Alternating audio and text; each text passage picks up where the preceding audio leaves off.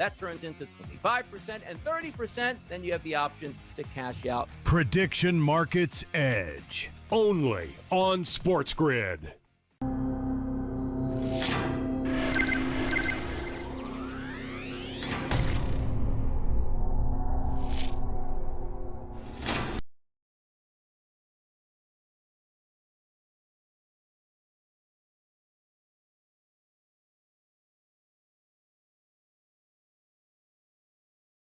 Since I have said that, it is certainly great to be with all of you here. I'm Kevin Walsh. I'm, of course, alongside Gabe Morency as we get set for playoff action in both the NBA and the NHL. We will, of course, get to Oklahoma City and San Antonio, but Gabe, we've got a huge potential upset brewing here in Vegas and Colorado on our plate as well, and a full Major League Baseball board that is off and running. How are you, my man? Yeah, in a baseball game that first pitch is coming up, and last night we had our first no-hitter of the season. And is it just me or the Houston Astros do this all the time? They're the team, right, with the no-hitter but multiple pitchers do it, and it loses its luster. But I know you've been liking the unders this year in Major League Baseball. We have the Astros and the Rangers coming up. The total is 8. The Texas Rangers are now 16-5 to the under at home this year. They got no hit last night. We got an 8 tonight. Baseball is strange. You know, you get hit no hit one night and you put up a bunch of runs the next night. But just for the record, they have been a big-time under team, specifically at home. And neither of these teams can really hit the baseball all that well. You got a total of 8 here. I did play the under 8. First pick of the night here, Kevin. First pitch coming up in a couple of minutes. There you go. Gabe gets us started, rightfully so, exactly what you expect here. I have a couple of items already out running on this baseball board. Guardians does not look good. Nats jumped over all over them early. Under in the Red Sox-Braves game, you're right, Gabe, I've been enjoying the unders. It was just 2-0. It's now 2-2. There have been 3 home runs in this game. So I guess maybe, beggars can't be choosers here to some degree. I'll settle for the 2-2. And then the White Sox and the Twins. I'm on Joe Ryan in this spot here on the road with Minnesota. But, Gabe, the big reason that we're here, I would say, is Oklahoma City and San Antonio, an evened up Western Conference Finals, which I think most people saw coming. There's been a lot, and I'm not downplaying what's happened, but most people, Gabe, thought 2-2 through 4, it's exactly what we have. Yeah, I think one of the best bets in the playoffs this year really has been the correct score after 4 games, 2-2, in which there's so many of these series in which we feel as if though they are so evenly matched, and it's they're probably going to split there. I feel the same way about the Montreal Canadiens and the Carolina Hurricanes. It's 2-1, so Montreal would have to get it done there. But I'll tell you what, Kevin, we're tied at 2 right now, but the pendulum seems to have swung with the public. And people, I get it. You've got the new kid on the block, Wembanyama, and the fresh team. And people just don't like the Oklahoma City Thunder, right? They don't, They don't like SGA. They call him a flopper and this and that and, the refs and all this type of stuff. They're not a big market team. So really, unless you're from there, and it's a small town, so unless you're from there, they're not really going to have a ton of support. And 75%, now I can't speak for every sports book, but I saw the post tonight, 75% of the action is on San Antonio at FanDuel tonight. And there seems to be this just sort of perception that San Antonio are close to pushing Oklahoma City off the ledge here. But I'm going to, quote Lee Corso and say, not so fast, my friend, Kevin. Oklahoma City have been down this road before. People have thought they've been done before. And they've been incredibly resilient off of a loss before this basketball team. Last time they lost a game in this series, SGA responded with 30 points, right? I'm expecting a peak Oklahoma City team tonight in an absolute must-win game for them. They can't go back to San Antonio down 3-2. So it's a must-win game tonight, but I actually do like the Thunder tonight. So this is a very Interesting spot. And I think, Gabe, you're right, though, to start with kind of the number and where this thing is moving. When I saw kind of the final score, the rhythm of the game, number 4, I thought, Oklahoma's going to, or excuse me, San Antonio will be an interesting bet with the points, because I got to think we're going to get a bunch. Everybody's going to expect OKC to bounce back. Remember, we bet San Antonio in game number 1 at +7, right? So 6.5, I figured, I saw it open 5.5, and I went, ooh, right idea, but I'm very particular with my numbers, Gabe. And I'm just like, if it was 6.5, 7, I'm not coming in at 5.5. I'm stunned at what we're seeing here. 3.5 now. Gabe, I'm seeing 3.5 now, honestly, as the primary number in most spots here, Gabe. 3.5. I still see some 4s out there, but 3.5 starting to pop up right now. Here's what I think is the main thing. Is the Jalen Williams. Yes, it does. I think the Jalen Williams and A.J. Mitchell injuries combined have now really impacted the Oklahoma City power rating and perception. That's what I really think has gotten us to this point, Gabe, where if even one of those guys were ruled in, this might go back to 5. If they were both healthy, it might be different. The thing is, I don't think many of us really are expecting either one of these guys to play again in this series. So Oklahoma City is going to have to figure this thing out here because I don't think they can just, don't worry, J-Dub will be back by game number 6. I mean, it's 2 days from now, and I don't really expect that. No, and one thing, though, for me, too, and they're up against it, and it's crazy to think that a team as deep as Oklahoma City's depth is being called into question now, but similar situation with the Colorado Avalanche, right? There's no excuses in the playoffs, right? It's a war of attrition. It is what it is. Guys get hurt. Yeah. It is what it is, and depth matters, and you got to play through it and/or handle your business quicker and limit the amount of games that you're playing and limit the injury exposure. The question is here, San Antonio, this is a new process for them, Kevin, right? We saw the game 3. They went back home, a lot of excitement, very similar to the Montreal Canadiens, who are somehow now an incredible 2-5 on home ice right now in the playoffs. You get caught up, right, with the home type of stuff when you're that younger team and the energy and you think the series is going your way. This is another one of these mental tests for San Antonio, Kevin. They win this game tonight, then, buckle up. They're getting ready to go to the NBA Finals, and this team is learning as we go how to win big games. But this is going to be a tough game for them to win on the road tonight. And, like we saw last time, Oklahoma City started off, they had that big run and stuff, and then it got erased pretty quickly. And with San Antonio, got erased pretty quickly. I would sort of expect the same thing here tonight. The injuries aren't ideal, but does San Antonio have it in them to win a game like this? The Knicks have showed the ability, right? The Knicks have been on this run. All right, we're going on the road. It's not a great spot for us here. And they handle their business anyways. Can San Antonio do this? They've been up and down in this spot, like so far in the playoffs, Kevin. Yeah, I think, Gabe, though, you also alluded to something that I really agree with. It's not just my favorite bet in this game. It's really my only bet because I didn't think it was necessary to put money on things I wasn't as confident in, and it's what SGA is going to bring to the table. I talk about bounce-back spots all the time, so him scoring 19 seems like the obvious angle. The angle that stood out to me more is his field goal percentage the last 2 games. 35% and 40%. In the regular season, Gabe, he had 3 instances of shooting less than 45% in consecutive games. That 3rd game where he's looking to snap the streak, he scored 46, 30, and 47. I think it's a monster game for Shai Gilgeous-Alexander tonight, Gabe. Yeah, season's on the line tonight. We've seen this bounce-back pattern with him.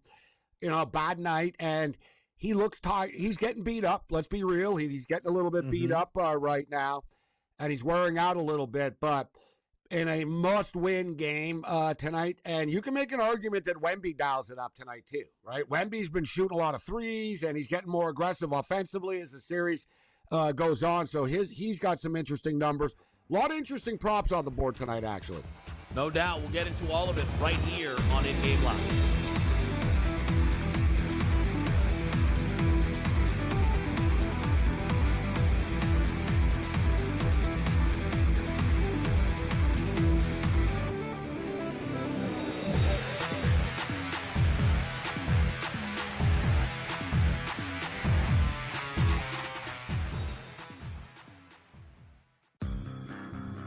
Hey there, it's your buddy Craig Carton. If you're trying to find out how to get all the great content that me and Tyrone Johnson give you every single day, here's Tyrone to tell you how. You can subscribe on Apple Podcasts, YouTube, Spotify, and of course, Amazon Music as well. We're at all four. That's right. It's the Craig Carton Show podcast every weekday morning live at 11, replayed at noon on YouTube and on SportsGrid throughout the country. Check it out.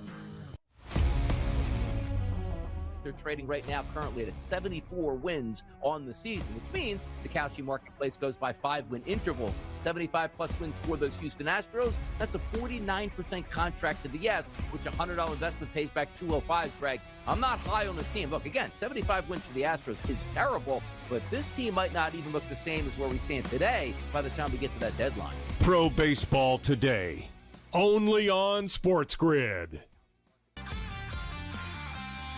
You can recruit super young talent that may go in the NBA. You can recruit older guys and have them grow up together. But if you want players to stay, either sign them to contracts or treat them well enough where they're going to stay. To me, it's pretty simple. And, you know, a lot of coaches last year had good years and they left skid marks on their schools and nobody said a word. Outspoken with Dan Cilio, only on SportsGrid. Go over the summer where there's drastic changes and gas drops down to $3 a gallon, $2.50 a gallon in some states, and then you have some of the price markets go down. You ride that momentum is what Joe's talking about. So if you say right now, which party will win the U.S. House, and you think it's the Republicans currently trading at 20%, you take them now, and if good press comes, that turns into 25% and 30%, then you have the option to cash out. Prediction Markets Edge, only on SportsGrid.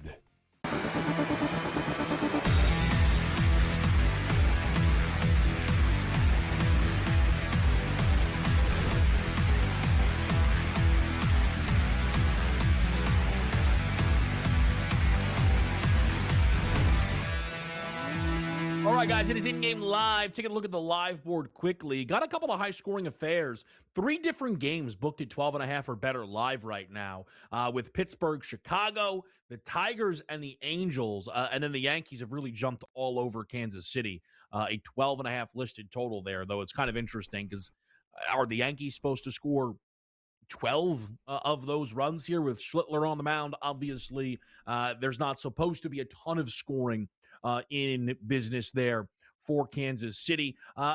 Elsewhere, you know, I'll tell you the one thing, Gabe, and not that this is news, but the Mets did sweep the Tigers and take 2 or 3 from the Yankees, and you wondered, hey, it is a long season. And the Mets very quickly reestablished that, hey, yeah, it's going to be a long season. We stink. We're bad. We're going to be sellers. And it's one of the worst seasons relative to expectations in recent baseball history, quite honestly, Gabe.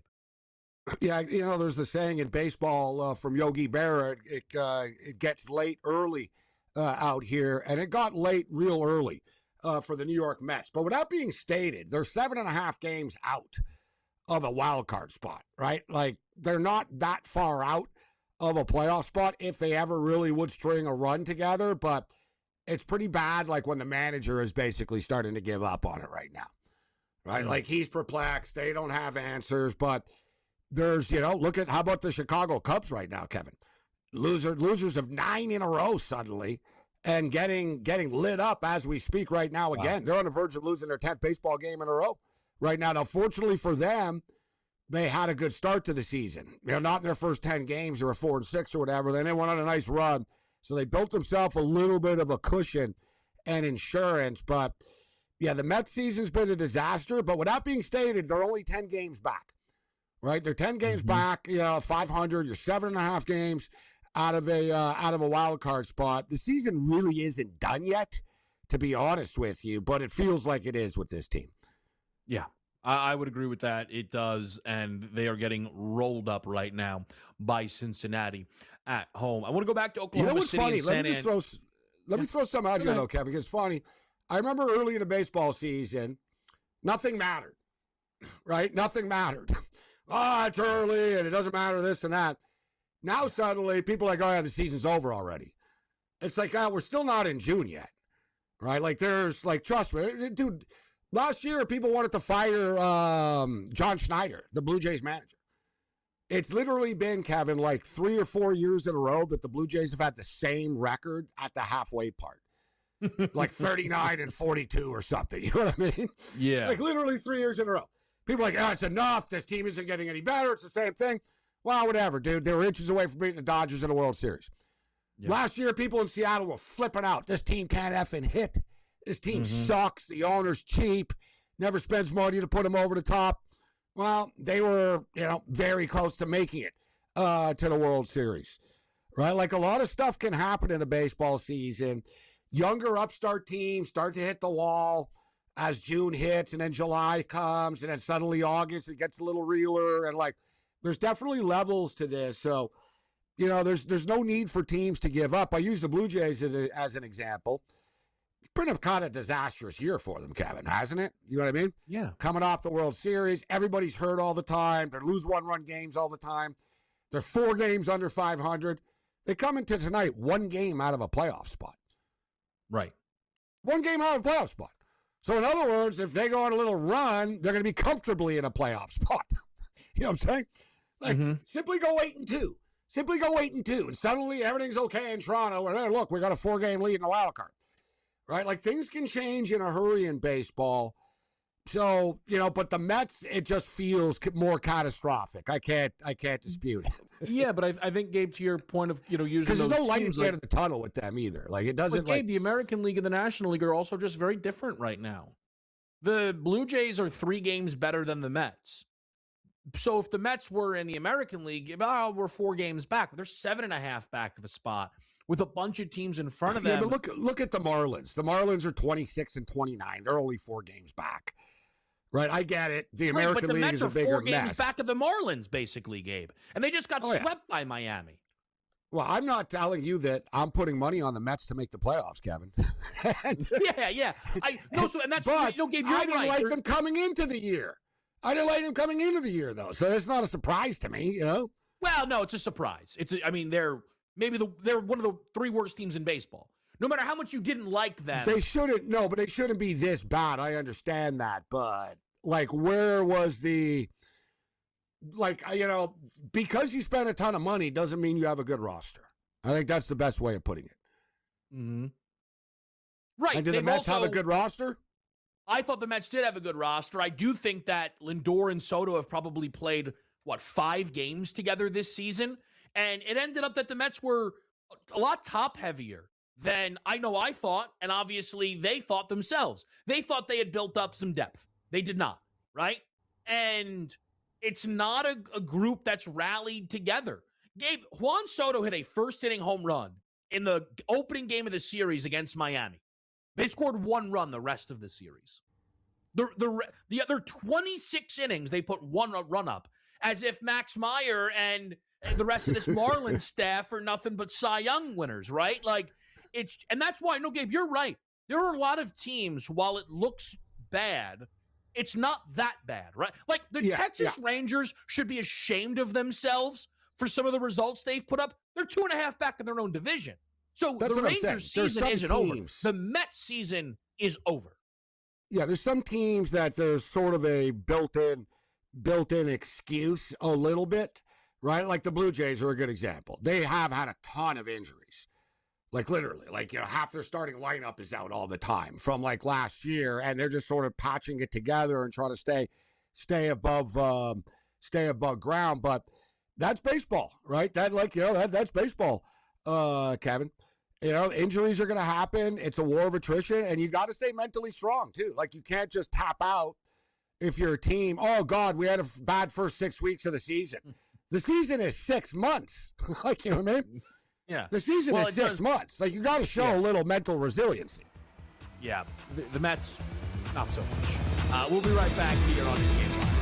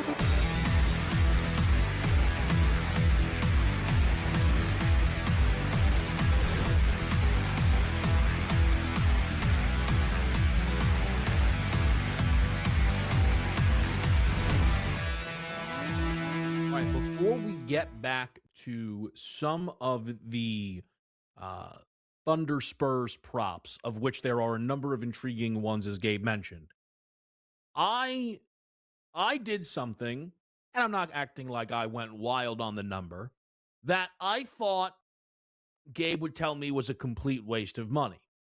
However, I know the angle he's taking on tonight's hockey game, so maybe he thinks it's as interesting as I do, which is the Avs to complete the 3-0 comeback. This, Gabe, I got to tell you, the biggest reason I did it is if Colorado's not going to be a dog in this game, it is abundantly clear they will be booked as favorites in every one of the games that they just might lose tonight, right? And they may get folded up. But Gabe, they're better than certainly 7-1, I would say. You could probably find a little, I know the numbers moved down a little bit, but I think Colorado is interesting here. Hockey's different. It's not the NBA. In the NBA, it's never been done. It has happened in hockey. I took a little sprinkle, Gabe, on Colorado to complete the comeback. Yeah, it happened in hockey in like 1942. So just for the record. In 1942. No, not 3-0. Teams don't come back from 3-0. The Edmonton Oilers did come back, Kevin, from 3-0, but they lost the game 7. Yeah, it happened in 2014, 2010 as well. And then 7. In the Stanley Cup Finals to win? But this isn't the Stanley Cup Finals. This is the Western. Oh, okay, yeah. Finals. I'm talking about in the Stanley. How many times in the history of hockey has it happened? 4 times. Listen, it happened 1942 in the Stanley Cup Final, like you said. Yeah, in the Stanley Cup Finals, yeah. And then 75, 2010, and then 2014. Which, in comparison to the NBA, Gabe, is a ton of times. Because the NBA is at 0. History. The NBA is at 0. So they're the NBA, though. The NBA had the 3-1 comeback famously, right? There was the famous the Cavs and the Warriors. Has anyone come back 3-3 to make it 3-3 and lose? We'll look that up. But listen, it's one game at a time, Kevin, right? It's one game at a time. Colorado, if you're into the analytics and the metrics like Kenny Atkinson is, right? What she said, hey, analytically, we think it's 2-2. But Colorado have like one more faceoffs, more shots on goal, more puck possession, more everything, right? Like it hasn't like, it's not like Colorado's getting run out of the building, right? Like they've had like more everything, but the wheels are just falling off. They got injuries. They got bad luck. Carter Hart is playing his ass off right now for Vegas. But I kind of have a vision, Kevin, of a little bit of a tease that Colorado wins tonight, wins back home again, but then loses in Game 6 after. I think that is completely reasonable. 6. Yeah. Because if they win this game, you can almost then say to yourself, well, there's no way in hell they're losing back at home now after just making it 3-1. Right? Like, you'd be like, they just quit. They haven't won a home game yet in the series. Like, they're back now. They're going to feel like a little bit of like, yeah, we're back. Right? And we're going to make it 3-2. We're going to go back to Vegas, and anything can happen coming back to Colorado after the fact. So, yeah, I don't, as I said, like, it's improbable, but, it starts with tonight, essentially. Now, you can also argue you can flip over the money 4 times in a row and get better than 7-1. Right? In the same range, like it works out to probably the same amount of money. Right. Do I think they're going to win the series, Colorado? No, but I tell you what, it wouldn't shock me because no one freaking thought Vegas would be up 3-0 right now, right? Like these scripts can change quickly. An overtime win here, momentum there changes. Next thing you know, oh God, we lost in overtime, and like, oh wow, it's 3-2 suddenly, huh? So listen, I'm betting Colorado tonight. I think they're gonna. I don't think they want to go out like this. They're a prideful group. Yeah. Like, this isn't a case of like, oh, we're done. We can't come back. Like, no. They believe they can come back, Kevin, right? They think they're the best team in the NHL. Mm-hmm. But that President Trophy curse is real, bro. Like, man, is it real? So, just quickly, though, Gabe, the first Edmonton-Florida series was 3-0 Florida. Edmonton forced the Game 7. And that's why McDavid ended up winning the MVP, just to your question. One of the reasons, though, Gabe, so you just laid out a scenario of Colorado wins the next 2. I think the series will be pick if that happens, or a round pick. Well, you put yourself in a better situation. you could sort of hedge this, and there's room to work with, right? Because things will flip majorly if Colorado. Hell, things are going to flip majorly if Colorado win tonight. People abandoned ship after one game, right? People are burying the Canadians now. They're done. It's over. They lost last night. I had Knicks fans telling me, take it easy, saying the series is over after they were up 3-0. Like, cut it out. The series is over now. That series is officially over, Kevin.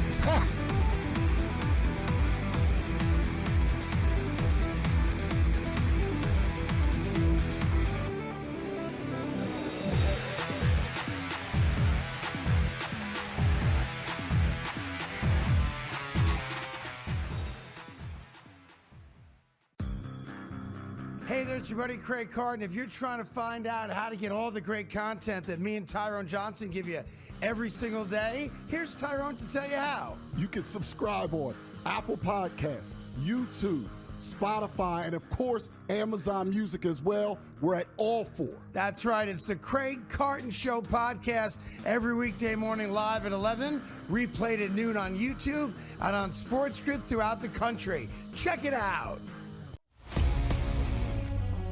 They're trading right now currently at 74 wins on the season, which means the Kalshi marketplace goes by 5-win intervals. 75-plus wins for those Houston Astros. That's a 49% contract to the yes, which a $100 investment pays back $205, Greg. I'm not high on this team. Look, again, 75 wins for the Astros is terrible, but this team might not even look the same as where we stand today by the time we get to that deadline. Pro Baseball Today, only on SportsGrid. You can recruit super young talent that may go in the NBA. You can recruit older guys and have them grow up together. But if you want players to stay, either sign them to contracts or treat them well enough where they're going to stay. To me, it's pretty simple. And, a lot of coaches last year had good years and they left skid marks on their schools and nobody said a word. Outspoken with Dan Cilio, only on SportsGrid. Go over the summer where there's drastic changes and gas drops down to $3 a gallon, $2.50 a gallon in some states, and then you have some of the price markets go down. You ride that momentum is what Joe's talking about. So if you say right now, which party will win the U.S. House, and you think it's the Republicans currently trading at 20%, you take them now, and if good press comes, that turns into 25% and 30%, then you have the option to cash out. Prediction Markets Edge, only on SportsGrid.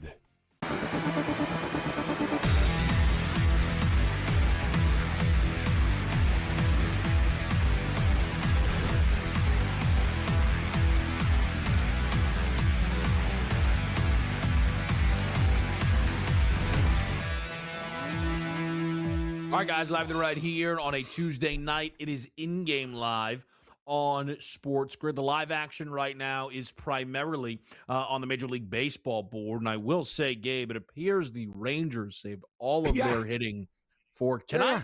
Yeah. It's 5 all or nothing. runs in the first. I'm telling you, they had no hits last night. They put up 5 in the first tonight. Yeah. That's Incredible. baseball. I was going to almost blindly take them because of that. And I was like, yeah, you know what? I don't think they can hit for real, actually. I was like, it's like, maybe they're not going to get no hit tonight, but I don't think they're going to get all these runs. That's baseball, wild stuff. And just, to harp on this, Kevin, the Pirates are winning 9-1 right now. Like, you talked about the Mets. And I want to get to the basketball props, obviously, but you talk about the Mets, and let's be real. The media market matters. The expectation matters. The salary, the players matter. You know what I'm saying? It's just there's different expectations in different cities, and expectation level is high in Chicago, Kevin, around the Chicago Cubs. Oh, right, let's be real. Like, coming into this year, like, they look like a good ball club. I bought into them. They actually did put some money into this thing. You know what I mean? They lost some guys, but they also brought Bregman in. Like, this is a team that, has high expectations. And if you're going to be losing 9 in a row, it's even worse when you're getting killed. You know what I'm saying? Like if you lose your 10th in a row, it's like, yeah, listen, we lost in extra innings again. You guys see it. We're snake pit. We've lost 6 of our last 8 games in extra innings or by 1 run.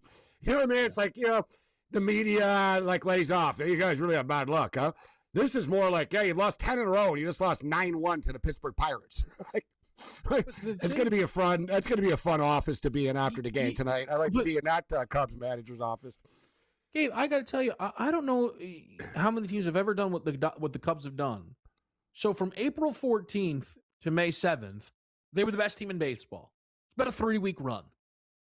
They are now, over the last, so May 9th to May 25th. So we're going to get to about 3 weeks, be the worst team in baseball.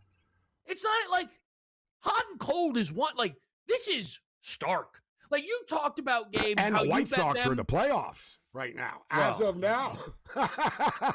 As of now. So that even, exasperates it. Like the White Sox.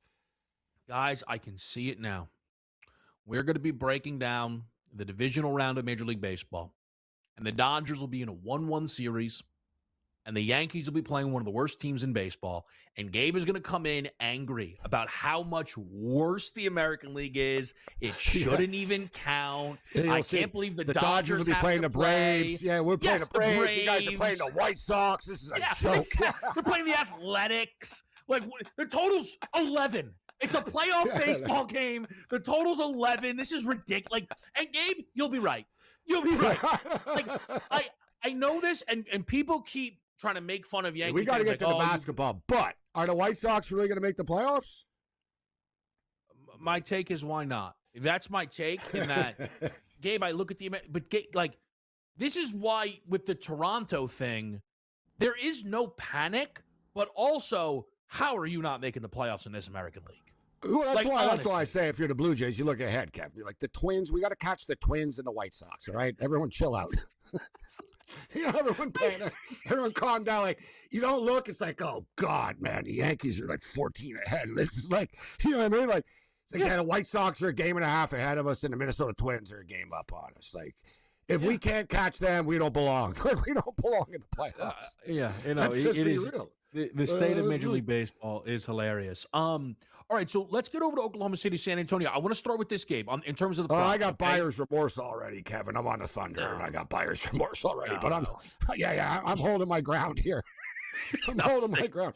I'm betting the over. I'm throwing it out there. I'm taking the over the game. Okay, a little bounce back on that total. Yeah, listen, 3 to 4 have sailed over, right? So, at Oklahoma City got held to 82. That's not happening again. Right. I think we get there tonight because it's going to be competitive. Competitive games mean there's going to be points scored. So I want to throw out Vassell to you, though, bro. 15 playoff games, scored 10 points or more in every game, Kevin. That's kind of flown under the radar. And another thing that's flying under the radar is kind of become a little rebound machine in this series, if you've noticed, bro. Yeah. Rebounds are 4.5 tonight. Like, he's got over this number in 5 in the last 6 games, 3 to 4 in this series. Right. So I'm seeing him, though, Gabe, right, in terms of, is that 13.5, right? So, do you do a little Vassell, 10 points, 4 rebounds, minus 150? It's not great. That's the trendy. Terrible. That's the trendy pick out there. A lot of people playing the points and rebounds prop. I did a same game parlay. I got I played a same game parlay with him too. Here it is right here. Wembanyama 20 or more, Vassell 8 or more, SGA 25 or more. Minus 110. That's not bad. That is not bad. Because I bit of insurance really like there. the Shea. And I'm coming in on a straight up SGA 30 or more, right? Over 29.5. Yeah, that's where I'm all about tonight. There were a couple of angles, though. But, Gabe, to me, the number one narrative guy tonight is Chet Holmgren, who you and I have talked a lot about during this postseason. Everybody loves his points, rebounds under 20.5 or whatever it is tonight. Well, that's crazy. And let me ask you, I want to bring this up to you. He's had pretty much, you pointed out the Duran drop off from an all-star numbers to playoff numbers. Yep. Chet is in that range right now, bro. From what he was to what he is right now. So in the series, yes. So that's in the series. In the series, yes, Gabe. You're 100% spot on. But what was interesting is, for a while, I felt like I was the only one who cared, right? I attacked that prop pretty hard in game number 3, got beat, left it alone game 4, thankfully would have got beat again. But for the first time at the podium, bless the reporter who did it, or maybe it was a bunch of reporters, they kept asking everybody about Chet. So there's the clip that went around of them asking SGA, and Shea took about 20 seconds to say a word because he didn't know what to say. Dagnall was like, we're not putting him in good spots. So usually Chet Holmgren sinks into the background and can get away with not doing a ton, not taking 10 shots, not taking 15 shots, right? That isn't the case tonight. They're going to run plays for Chet early in this game, I think, Gabe, because they have to look around and think, look, Shea will get his.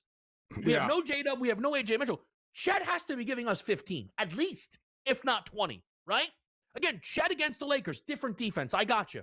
Was averaging 20 a game in that he's very series. Temperamental, too, Kevin. We saw when he got a little confidence going, what was it, in game 2? Game 1? Whatever, with the flurry. Yeah, I think the flurry exactly. in game 2. Yeah, so game 2, my bad. So they lost the first game, exactly. So the game 2, he did have that little swagger a little bit.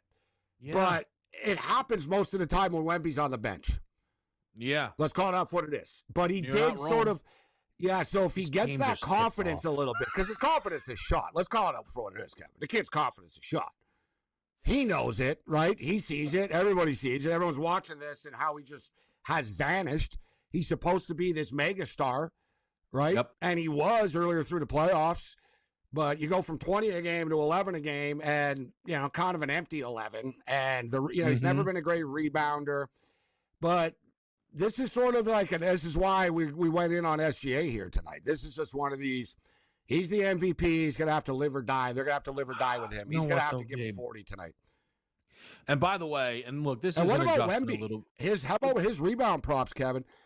2 games in a row, bro. Nowhere close. 8 way 4. Under. It's 13.5 tonight. He seems, you notice he's playing away from the basket a lot more. He's bombing threes. He's, you know what I mean? He doesn't play around the basket that much for a 7'5" guy. I'll tell you that much.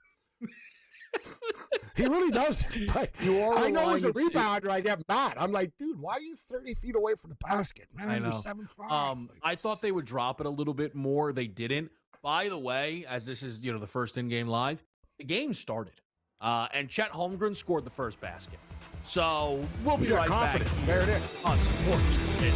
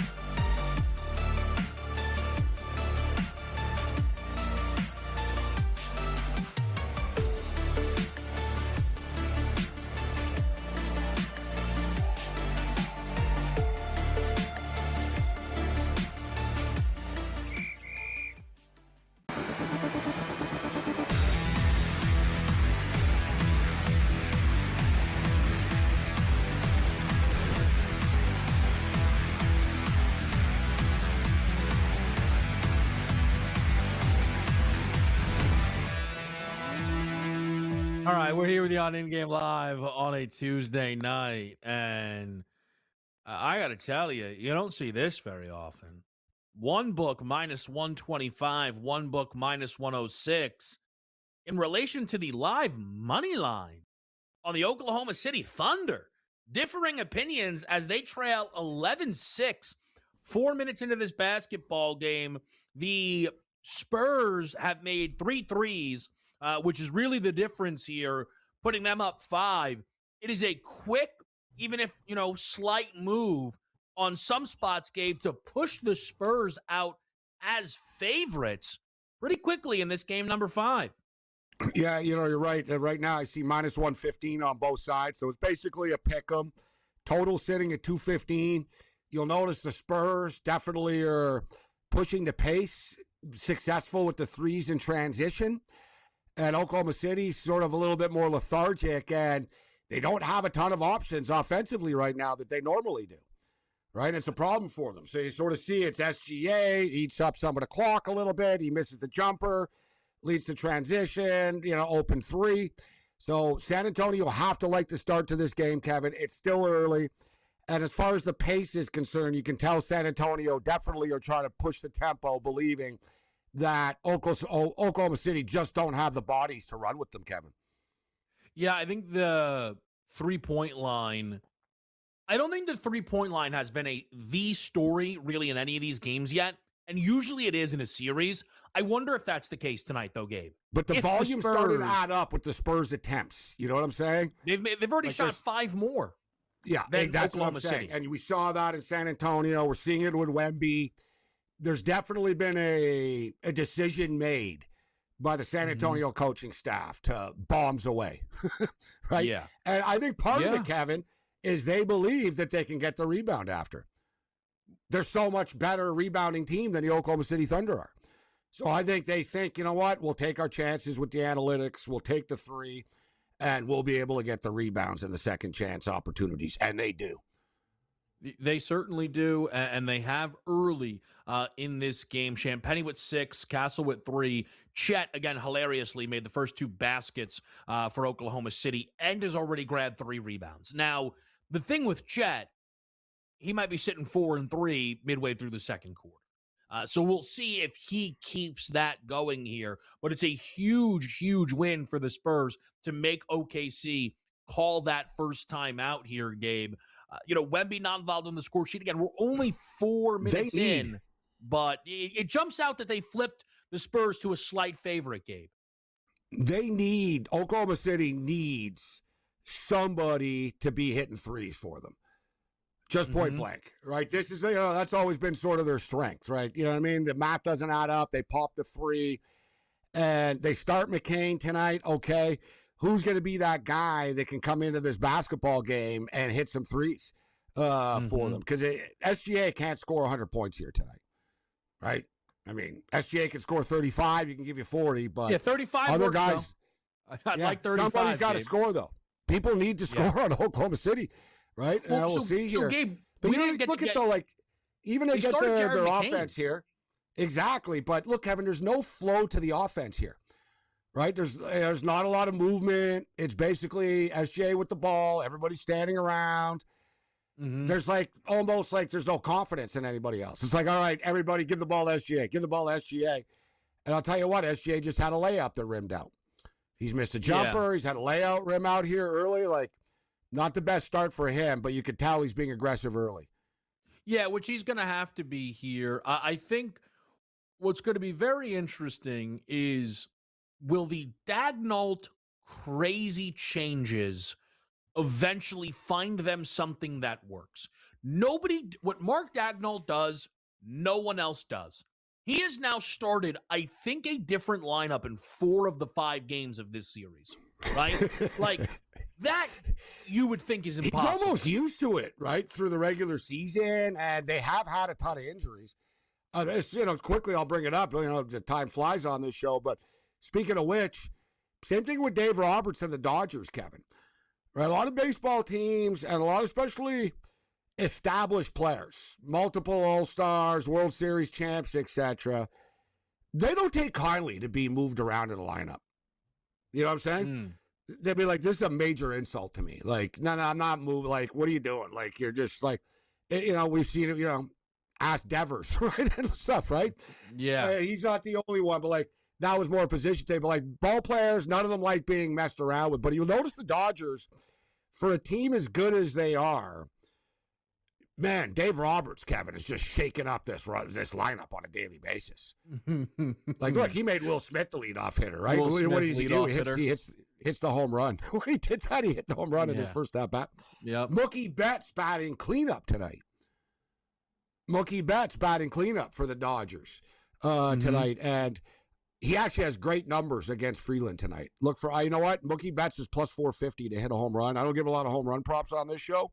I'm playing Mookie Betts to hit a home run tonight, Kevin. And my boy Ohtani as well, who's got 2 home runs and 11 at-bats. Don't be fooled by the lefty-lefty stuff. Ohtani doesn't care. No, he doesn't care. What is surprising a little bit, Gabe, gosh, I have to be careful now because I'm going to have to hear for a week that I'm being mean to Ohtani. Ohtani hit that home run, and we usually think, oh, here comes a huge run. He only has 2 this month. In what's overall been like a decent hitting month for him, Gabe, the power has not been there yet for Shohei in a major way. He's up to 8 right now, which is actually tied for 47th only in Major League Baseball. But I don't look at it, Kevin, so much as a negative for Ohtani. I look at it as a positive for the Dodgers. Dodgers are in first place, and Ohtani hasn't started to, crush the ball yet. Right. And I don't want to sound cliche, but the weather's going to start to heat up, and the balls are going to start to launch. He's going to get to 50. Maybe, how many home runs do you think he ends up with? I still wouldn't write out 40. Yeah, the first number that came 40. To my mind was 35. Yeah, right? That range was the first number that came to my mind. But again, that's 20 less than he's hit the last 2 years. That's all I'm saying, everybody. By the way, I love the over in the Dodger game tonight. It's my favorite bet on the baseball board. Before everybody says Kevin hates the Dodgers. Eric Lauer on the hill. Yeah.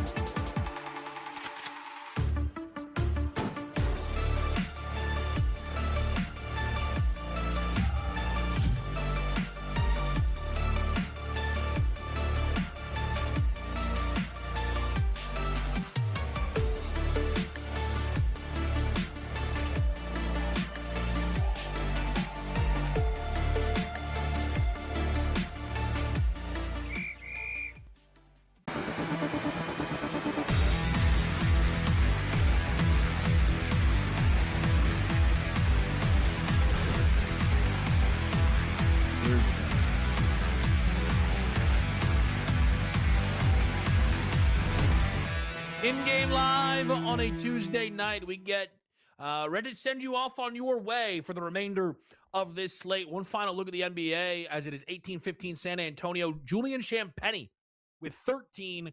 Chet Holmgren with 8. That is 21 of the 31 points in this game belonging to 13. Those two players, which is kind of wild here, Gabe.